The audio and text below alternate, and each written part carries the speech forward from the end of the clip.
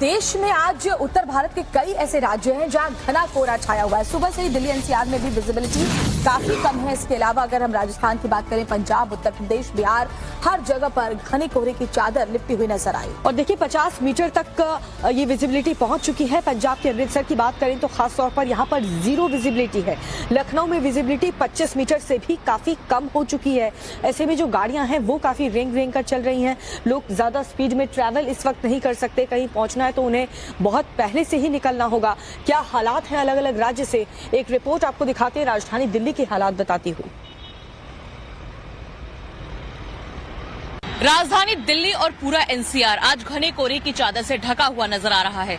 सड़कों पर विजिबिलिटी काफी ज्यादा कम है। ये सुबह की तस्वीर आप देख लीजिए कि आपको दूर दूर तक कोहरा नजर आएगा। लोग गाड़ियों के हेडलाइट जला रहे हैं और अभी रोशनी जो है सुबह की वो देखने को नहीं मिल रही है। अगर बात करें तो 50 मीटर विजिबिलिटी आज दर्ज की जा रही है सफदरजंग की। वही पालम की बात करें जहां पर जीरो विजिबिलिटी भी दर्ज की जा रही थी कल, लेकिन आज सुबह 5:30 बजे 125 मीटर विजिबिलिटी दर्ज की जा रही है। लिहाजा सड़कों पर लोग गाड़ियां हेडलाइट जलाकर चल रहे हैं, देखिए किस तरह से। और लिहाजा दूसरी तरफ की तस्वीर भी आपको दिखा देते हैं जहां पर घने कोहरे की चादर इस वक्त आपको सड़कों पर नजर आ रही होगी। वहीं मौसम विभाग की माने तो दिन पर दिन अभी आने वाले समय में इसी तरह से कोहरे की तस्वीर जो है वो सड़कों पर देखने को मिलेगी। वहीं अगर तापमान की बात करें तो इस वक्त 8 डिग्री सेल्सियस के आसपास दिल्ली का जो तापमान है न्यूनतम वो दर्ज किया जा रहा है। कैमरा पर्सन विशेष पांडे के साथ भावना किशोर, टाइम्स ऑफ भारत के लिए। ये हमारा ऑफिस प्रीमाइसेस, इसके पीछे भी आप देख सकते हैं कितना जबरदस्त घना कोहरा है। यानी कि नए साल में एंटर करें उससे पहले रिकॉर्ड तो ठंड यहाँ पर पड़ने वाली है। और मौसम विभाग ये भी कह रहा है कि साल के आखिरी दिन दिल्ली एनसीआर में बारिश भी हो सकती है जिससे ठंड और बढ़ जाएगी। लेकिन हमारे पीछे से आप देखिए दिल्ली एनसीआर में कैसे घने कोहरे की चादर आज सुबह से ही दिखाई पड़ी। हमारे पीछे भी आपको दिखाएंगे कि चारों तरफ धुंध है। विजिबिलिटी कई इलाकों में इतनी कम है कि गाड़ियां रेंग रेंग कर चल रही हैं। और कौन कौन से ऐसे राज्य हैं जहां पर इसी तरह के हालात बने हुए हैं, रिपोर्ट के जरिए जानिए आप। इस तस्वीर को गौर से देखिए। आपको ये तस्वीर जानी पहचानी सी लग रही होगी। देश ही नहीं बल्कि दुनिया भर में मशहूर इस जगह का दीदार भी आपने शायद किया होगा, लेकिन कोहरे की चादर ने इसे भी ढक दिया है। ये ताजमहल है, मोहब्बत की निशानी। लेकिन देश के अधिकांश इलाके सहित आगरा में ऐसा कोहरा पड़ रहा है कि ताज भी ठीक से नजर नहीं आ रहा। आम दिनों की तरह यहाँ बड़ी संख्या में टूरिस्ट पहुंचे हैं। वो यहाँ आकर बहुत खुश हैं, लेकिन सुबह घने कोहरे की वजह से दुनिया के 7 अजूबों में शामिल ताजमहल ठीक से दिख नहीं रहा। यूपी में बढ़ती ठंड के बीच लोगों को कोहरे का भी सामना करना पड़ रहा है। वहीं देश के कई इलाकों के भी ऐसे ही हालात हैं। पूरे यूपी से लेकर राजधानी दिल्ली और आसपास के कई राज्यों में जोरदार ठंड पड़ रही है। जगह जगह लोग ठंड से बचने के लिए अलाव का सहारा ले रहे हैं। यूपी के मैनपुरी में भी कोहरा छाए रहने की वजह से विजिबिलिटी काफी कम हुई है। दिन निकलने के बाद भी कुछ साफ नजर नहीं आ रहा। मौसम विभाग की माने तो इस पूरे सप्ताह कोहरा लोगों को सताएगा। राजधानी दिल्ली में भी कड़ाके की ठंड की वजह से लोगों को दिक्कतें पेश आ रही हैं। तापमान में गिरावट के कारण यहाँ भी कोहरा छाया रहा।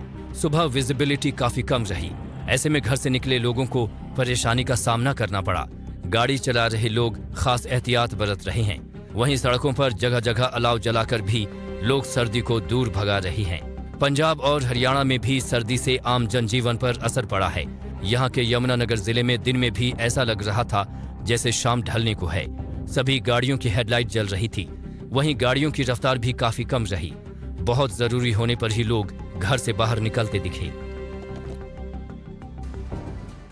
तो कई ऐसे राज्य हैं, शहर हैं जहां पर घना कोहरा दिखाई दे रहा है। लेकिन कुल्लू की बात करें तो यहाँ आग का तांडव देखने को मिल रहा है। स्थानीय लोग भी आग को बुझाने की कोशिश में लगे हुए हैं। जी हाँ, हिमाचल प्रदेश से ये पूरी खबर आपको बता रहे हैं। हिमाचल प्रदेश के जंगलों में आग का तांडव देखने को मिला। कुल्लू के जंगलों में 2 दिन से लगातार आग लगी हुई है। आपको ये भी बता दें कि कुल्लू जिले में आग ने ऐसा तांडव मचाया है, करोड़ों की वन संपदा जल करके खाक हो चुकी है। तो वन विभाग में सड़कें न होने के चलते फायर ब्रिगेड की गाड़ियां भी नहीं पहुंच सकती हैं। और ऐसे में सोचिए कितनी मुश्किल यहां पर आग बुझाने में करनी पड़ रही है। ऐसे में स्थानीय लोगों की ने कमेटी बना करके आग पर काबू पाने की कोशिश की, मगर सरकार की ये कोशिशें नाकाफी साबित हो रही हैं। आग की वजह से कई हेक्टेयर जंगल जल करके खाक हो चुके हैं।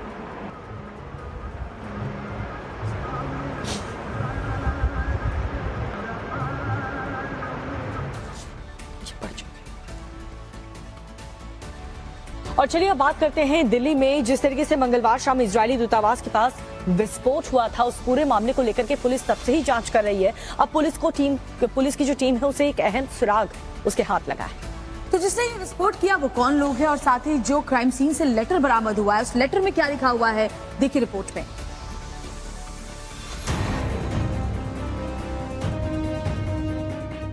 दिल्ली के हाई सिक्योरिटी वाले एरिया चाणक्यपुरी में इजराइल दूतावास के पास मंगलवार शाम तेज धमाके से सनसनी मच गई। पुलिस अधिकारियों और यहां तैनात गार्ड के मुताबिक शाम के करीब 5 बजे तेज धमाके की आवाज सुनी गई। तो मैं इस गेट के अंदर ड्यूटी में रहा, गेट से अंदर है, बाहर नहीं। तो मैं अपने ड्यूटी में था। इसमें कोई आवाज ऐसा है कि कोई टायर फट गया गाड़ी की या कुछ ही फटा, तो आवाज आया। तो हमने 2-3 मिनट देखा, हमने अपना दफ्तर के अंदर इधर उधर, अंदर कुछ भी नहीं था। फिर हम बाहर निकले जस्ट, तो वहाँ पे एक पेड़ है, उसके ऊपर कुछ धुआं जा रहा था। अच्छा, इतने देखा हमने। सूत्रों के मुताबिक धमाके की जगह पर इजराइल के एम्बेसडर के नाम से एड्रेस एक लेटर मिला है, जिसे पुलिस और फॉरेंसिक की टीम अपने कब्जे में लेकर जांच कर रही है। इजराइल एम्बेसी के पीछे एक खाली प्लॉट में अचानक से शाम तकरीबन 5 बजे के आसपास एक धमाके की आवाज आती है, जिसके बाद पुलिस और फायर ब्रिगेड को जानकारी मिलती है। पुलिस की टीम मौके पर पहुंचती है और इस पूरे इलाके को सील कर देती है। जो आप देख सकते हैं कि दिल्ली पुलिस ने जिस इलाके को सील किया था उसके फिलहाल जो है ये कर्डन ऑफ के ये स्टिकर भी यहाँ पे पड़े हुए हैं, जिसे पूरे तरीके से इस इलाके को सील कर दिया था। और जो आसपास में आप ये जो पेड़ पौधे देख रहे हैं, इस पूरे इलाके में दिल्ली पुलिस छानबीन करने की कोशिश में जुटी हुई थी। आपको बताना चाहेंगे कि स्पेशल सेल के जो सूत्रों के अनुसार जो जानकारी मिल रही है कि जो पूरे इलाके में जो इसको तफ्तीश के लिए इस पूरे इलाके को पुलिस ने अपने एरिया में कर्डन ऑफ कर लिया था, जहां पे बताया जा रहा है कि 3-4 लोगों ने इस धमाके की आवाज़ को सुनी थी। हालांकि किस ऑब्जेक्ट का वो धमाका था जिसको लेकर के अभी तक तय नहीं हो पाया है। पुलिस लगातार जो है इसकी छानबीन कर रही है कि वो आखिर वो किस ऑब्जेक्ट से वो आवाज़ आई है, किस तरह की आवाज़ थी। लेकिन साथ ही साथ आपको बताना चाहूँगा कि पुलिस लगातार इस मामले की जांच में जुटी हुई है। लेकिन एक जो सबसे अहम जो जानकारी निकल करके सामने आ रही है कि ये जो जगह है जहाँ पे इस पूरे इलाके को कर्डन ऑफ किया गया था, यहाँ से कुछ दूर की दूरी पे आपको दिखाना चाहूँगा। देखिए जो इलाके आप देख रहे हैं, ये पूरा एरिया देख रहे हैं, इन एरिया में पुलिस ने लगातार सर्च किया और उसी दौरान जाँच के दौरान जो है पुलिस को यहाँ पे एक लेटर मिला है थोड़ी सी दूरी पे। उस लेटर में जो है वो एक झंडा भी लपेटा हुआ था। लेटर में इजराइल दूतावास के राजदूत को एड्रेस किया गया है। उधर भारत में इजरायली मिशन के उप प्रमुख ओहद नकाश कायनार ने कहा, हमारे सभी राजनयिक और कर्मचारी सुरक्षित हैं। हमारी सुरक्षा टीम दिल्ली के स्थानीय सुरक्षा टीम के साथ पूर्ण सहयोग के साथ काम कर रही है और वो मामले की आगे की जांच करेगी। इससे पहले भी इजरायल दूतावास के पास जनवरी 2021 में धमाके हुए थे। इसमें कुछ कारें क्षतिग्रस्त हो गई थीं। फरवरी 2012 में यहाँ दूतावास में एक कार के नीचे बम लगाया गया था, जिसमें एक राजनयिक की पत्नी घायल हो गई थी। इसे खबर दिखाते हैं जहां पर आग का कोहराम देखने को मिला। एक चलती कार में अचानक से आग लग गई और दूसरे शहर में एक बस में भी आग लग गई। तो दोनों शहरों में बीच सड़क पर कैसे ये आगजनी हुई और वो कौन से दोनों शहर हैं, इस रिपोर्ट में देखिए आप। आग के तांडव की ये 2 तस्वीरें बेंगलुरु और गुरुग्राम से सामने आई हैं। बेंगलुरु में कार में आग लगने से बड़ा हादसा हुआ, तो वहीं गुरुग्राम में पूरी बस आग में खाक हो गई। दोनों शहरों में यह हादसा कैसे हुआ, अब ये भी जान लीजिए। सबसे पहले बात बेंगलुरु की। बेंगलुरु के आउटस्कर्ट नीलमंगला इलाके में उस वक्त सनसनी फैल गई जब सड़क पर चलती कार में आग लग गई। कोई कुछ समझ पाता उससे पहले ही कार से तेज लपटें उठने लगी। तस्वीरें देखकर आप अंदाजा लगा सकते हैं कि कार में आग कितनी भयानक लगी हुई थी। इस हादसे का दर्दनाक पहलू ये है कि जब कार में आग लगी उस वक्त कार चालक कार से निकल नहीं पाया, जिसकी वजह से कार चालक की कार में ही जलकर मौत हो गई। किसी तरह कार की आग को बुझाकर कार के अंदर जले शव को लोगों ने बाहर निकाला। जिस तरह से बीच सड़क में कार में आग लगी, उससे वहां दहशत जरूर फैल गई थी। आग के कोहराम की एक और घटना गुरुग्राम से सामने आई, जहां चलती बस आग का गोला बन गई। वीडियो में देख सकते हैं कि कैसे एक डबल डेकर बस आग लगने के बाद खाक हो गई। दरअसल हादसा तब हुआ जब डबल डेकर बस जयपुर से दिल्ली आ रही थी। यात्रियों से भरी बस जब गुरुग्राम के बिलासपुर पहुंची, तभी उसमें आग लग गई। बस में जैसे ही आग लगी, यात्रियों में हड़कंप मच गया। आनन फानन में सभी यात्रियों को बस से बाहर निकाला गया। वहीं देखते ही देखते बस में लगी आग ने इतना विकराल रूप ले लिया कि पूरी की पूरी बस आग की लपटों में घिर गई। आग में घिरी पूरी बस जलकर खाक हो गई। गनीमत रही कि बस में लगी आग से किसी यात्री को कोई नुकसान नहीं पहुंचा।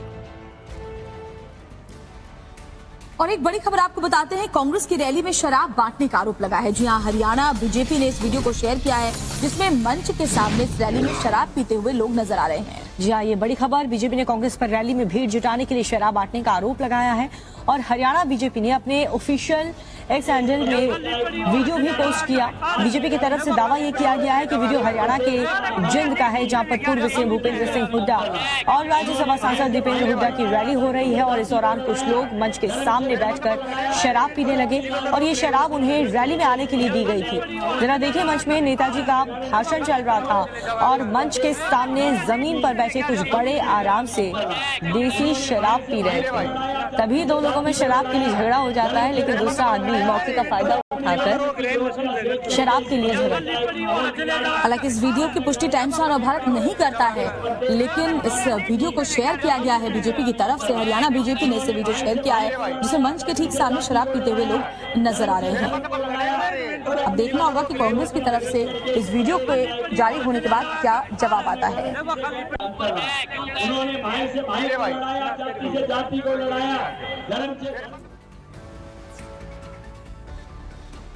और चलिए 1 मिनट में आपको दिखाते हैं राजनीतिक दुनिया से जुड़ी हुई कुछ बड़ी खबरें। बीजेपी अध्यक्ष जेपी नड्डा और अमित शाह बंगाल दौरे पे है। इस दौरान सोशल मीडिया और आईटी कार्यकर्ताओं को शाह ने संबोधित किया।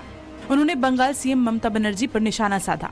शाह ने कहा कि दीदी कहती है कि सीए लागू नहीं होगा, लेकिन सीए तो लागू होकर रहेगा। राष्ट्रीय पदाधिकारियों की बैठक के बाद से बीजेपी एक्शन में है। लोकसभा चुनाव को लेकर बीजेपी 31 दिसंबर से पहले जिला इकाइयों की बैठक करने वाली है। वहीं 24 जनवरी को नए वोटर्स के साथ युवा मोर्चा की 5000 जगहों पर बैठक है। इस बैठक के दौरान गांव चलो अभियान की शुरुआत होगी। नवजोत सिंह सिद्धू को लेकर पंजाब कांग्रेस में एक बार फिर संग्राम शुरू हो गया है। पंजाब कांग्रेस के नेताओं ने सिद्धू को पार्टी से बाहर निकालने की मांग तेज कर दी है। सिद्धू के खिलाफ पुरानी फाइल भी निकालने की तैयारी है, जिसमें उनकी पार्टी विरोधी गतिविधियों का जिक्र है। कांग्रेस ओवरसीज अध्यक्ष सैम पित्रोदा ने पीएम पर निशाना साधा है। पित्रोदा ने कहा कि देश में लोकतंत्र खत्म हो रहा है और धर्म को महत्व दिया जा रहा है। पीएम हर दिन मंदिरों में वक्त बिताते हैं, जबकि उन्हें शिक्षा, रोजगार, अर्थव्यवस्था पर ध्यान देना चाहिए। और एक खबर इस वक्त महाराष्ट्र से आ रही है, आपको बताएं, जहां पैसेंजर ट्रेन में आग से हड़कंप मच गया। नांदेड़ के पास बताया जा रहा है कि ट्रेन की बोगी में आग लग गई। जी हाँ, ये बड़ी खबर महाराष्ट्र के नांदेड़ से, जहां पर पैसेंजर ट्रेन में आग लगने से हड़कंप मच गया है और ये घटना उस वक्त हुई जब Purna Parli passenger train Nanded station के करीब पहुंची थी। आग की वजह से ट्रेन की एक बोगी को खासा नुकसान भी पहुंचा है। उस बोगी के अंदर रखा सामान भी जलकर राख हो गया। वक्त रहते फायर ब्रिगेड की टीम भी मौके पर पहुंची और उन्होंने तुरंत ही इस आग पर काबू पा लिया। इस हादसे में किसी तरह के बड़े जान माल के नुकसान की खबर तो नहीं है, लेकिन ट्रेन में आग लगने के कारण जो सामान था वो सब कुछ जल गया। तो अभी आग कैसे लगी ये पता नहीं चल पाया है। हादसे की जांच के लिए कमेटी भी बना दी गई है।